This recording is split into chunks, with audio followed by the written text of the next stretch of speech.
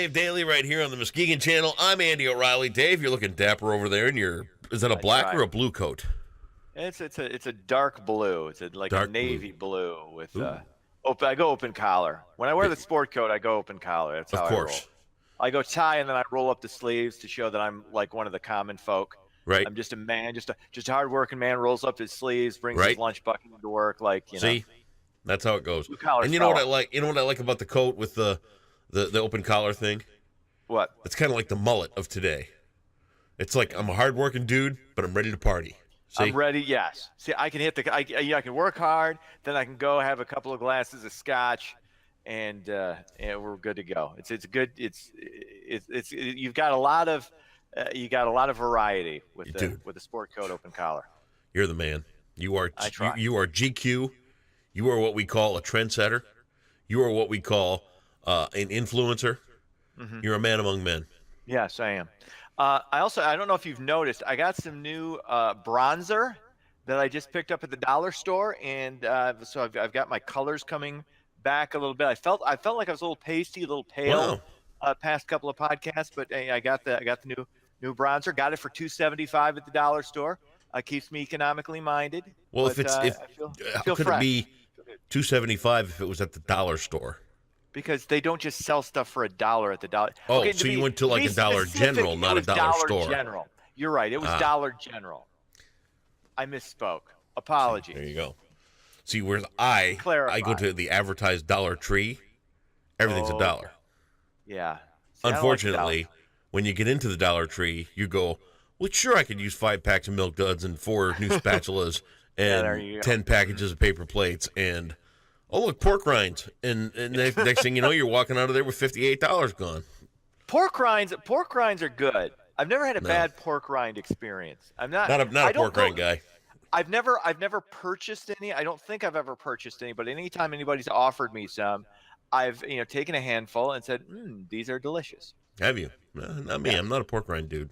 Okay, it's all right. I kind of went out on a limb there with the pork rind thing. Oh, you change things up. You're like, I need a different snack, so let's try the pork rinds. And you're no.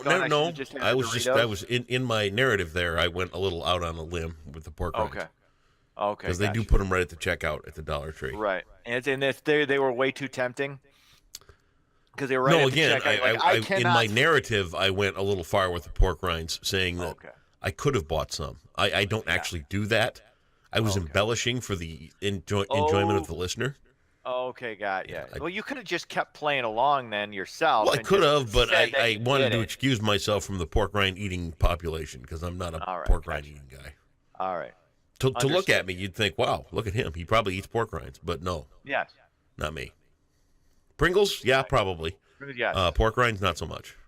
What is your feeling on the small can of Pringles? The little, because you get like about 15, 20 chips. I don't know what are in those. But do you get those a lot? Because I generally prefer the long can. I generally have an aversion to anything that is quote unquote fun size, because there's nothing fun about anything fun size. Yes. From the size of the wrapper to the lack of indulgence in the fun size product itself. You just don't have enough. There's not enough Pringle in the mini Pringles can.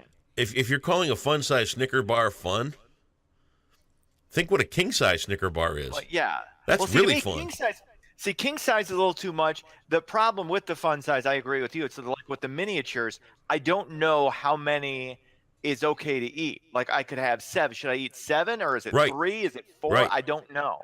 See, just give me a regular candy bar. And I'll tell you another thing too. I don't need the king size, just regular. I came into a thought last night, and I think this is time for a national push. Why on God's green earth Hershey's Kisses are still wrapped? It makes no sense. Beyond me. Absolutely right. What a pain in the ass it is to sit there at 11 o'clock or so trying to unwrap Hershey's Kisses. Oh. Yeah. And because it's not worth, because it's too much effort for what you're getting. Way too much effort. They should just be in a little bowl or in a package. Exactly. Unwrapped.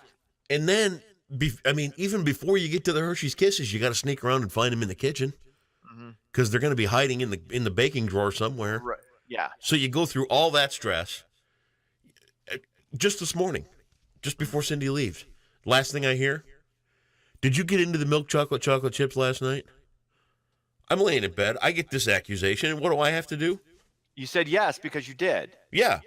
Because But, you can't not get it. See that I have that issue too. If there's a bag of chocolate chips laying around, yeah. you're gonna eat See? half the bag. Because I don't know what a serving size of that is, and whatever I the know. serving size is, it's bullshit. Because you can't just eat like 7. I know. And how many Hershey's Kisses are in a serving? Like that's the other thing. You're gonna have to unwrap like 12 of those. It's dumb. Giant pain in the ass. Giant pain in the ass. You and I coming together on something. Here That's we good. are. And I will, Right. before we switch into news, I do want to say that generally in our kitchen at this time of the year, there is an area where I know not to touch things, and there's an area where the mistakes and everything else go. Yeah. Well, last night there was a bag of Heath bits of brickle in the mistake area. I almost got into it, but I didn't. Okay. So, Gotcha. canonization is probably in order. Okay. Saint Andy. I would say so. I would totally agree. Okay. Very Totally agree. Thank you. Right. Why don't you do some news here, and we'll carry on. All right, let's get into it. The president's former national security advisor is hoping to avoid prison time. Michael Flynn is asking a federal judge to spare him a prison sentence after cooperating for more than a year with prosecutors in the Robert Mueller investigation. Flynn pleaded guilty last year to lying to federal investigators about his contacts with Russia's ambassador after the 2016 election. That was when the whole transition team. So he's not going to get prison time over that. I don't know what the next thing to fall is going to be. It'll be interesting because this is the conversation I've had with numerous people about Trump. You're not going to whatever Trump did, you're not going to get him on that. You're going to get him on campaign finance. So, and they're going to start impeachment proceedings in the House, but they're not going to get anywhere in the Senate. So he's going to stay in office. So anybody thinking that this investigation is going to lead to the arrest of the president is insane. Now, here's what's different. Now, if he gets voted out in 2020 and you've got some other stuff, Trump private citizen, when you're no longer president, that opens up a whole nother thing if people want to go after him then. Right. Or if he gets, but that's assuming he doesn't get reelected in 2020, and that's no sure thing. It all depends on the economy. We're due to hit a recession, so he's going to take a hit for that. So we'll wait and see. Depending on it, it's just fascinating to me to watch this whole process play out. I'm looking forward to the impeachment proceedings because there's all the pomp and circumstance. Because I remember the Bill Clinton impeachment stuff. Right. They're all the they gathering up all the stuff, and it's very ceremonial. It's really weird. Right. But yeah, it's not, at the end of the day, it's not going to really go anywhere. Okay, I guess we'll see. We shall see. Federal judge in California has ordered Stormy Daniels to pay $300,000 in attorney's fees, costs, and sanctions to the lawyers representing Donald Trump in the defamation suit Daniels brought against the president last year. Of course, the suit came after Trump called an allegation by the porn star that an unknown man threatened her in a parking lot to keep quiet about her alleged affair with the president, a total con job. At the end of the day, it was kind of a dumb lawsuit. Avenatti said, this was a defamation. You're not gonna get defamation off a tweet. The judge saw it as hyperbole. Okay, this is dumb. This was a stupid lawsuit. Could get him on other things. I mean, he may be. The president's probably guilty of a lot of things, but this was just dumb. And now you're Stormy Daniels, and you got to pay $300,000, and that's a deep. I mean, that's a lot of ones, man. That's a lot of ones. You got to dig out of areas, and you're gonna have to hit the road and go on tour, do your tours of the local gentlemen's establishments, and see what you can get. The whole thing is just disgusting. Of course, it's not disgusting so much as it is hysterical. Just because it's a porn star and it's the president and it's funny. I mean, all this stuff is just funny. You gotta just kind of, everybody's just got to take a breath and get out of their little boxes and just laugh at it because it's funny. It's hysterical.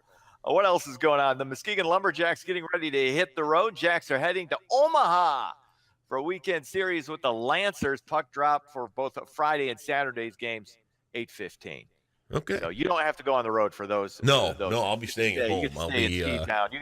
You got other things happen. You got other actually a friend of mine asked me if I could videotape his wedding this weekend. Oh, really? Yeah. Look at you. You got your hands in all these pots. You're running a website.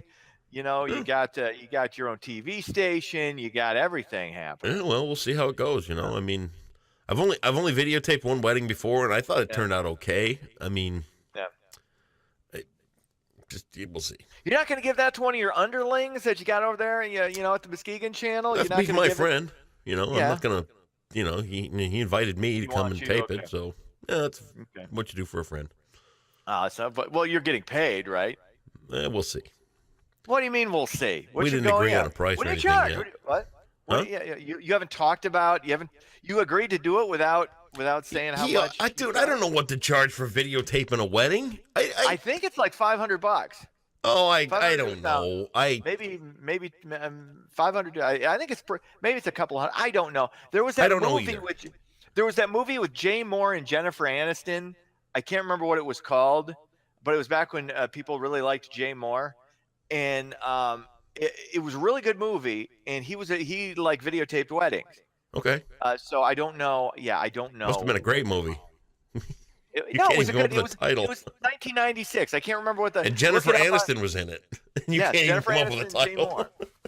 Yeah, I can't remember what the name of the movie. I want to say Picture Perfect, but that doesn't sound right. Maybe it was Picture Perfect. You know what my favorite Jay Moore movie was? What? Paulie. Oh, he's great. What? Paulie. Senator, he was great in Jerry Maguire. I didn't see Paulie. Paulie was about a little parrot. Oh, jeez. It was really you good. Lost me on that. You lost me with that. Any movie with birds as a main character, I'm not a big fan of. That was a good one. It's cute. I'll just have to take your word for it. I would never watch it. I'm like that way with certain subjects. I'm like, I have no interest. Like Dances with Wolves. I still haven't seen that. Everybody talked about how great that was in 1987. Zero interest in ever watching that movie. Okay. Certain films. I don't know what it is. I don't know why. Sports. Red Wings fall to Washington 6-2. That's pretty much it. All right. Hasn't seen Paulie, but he's showing his 8-year-old The Shining. Yes, because The Shining was a great film, and I just had to edit out the one part where the naked lady comes out of the bathroom. Father of the Year. And transforms into that gross thing. That was bad. Yeah, you don't want to traumatize. You don't want to traumatize a child at that age with that kind of character. Right. Yeah, don't show him a movie about a talking bird and a little girl. No, you can watch. Show him The Shining. So much better. It way better than Paulie. I guarantee you don't even compare Paulie to The Shining. Come Say goodbye, on. Dave. Jack Nicholson. Later.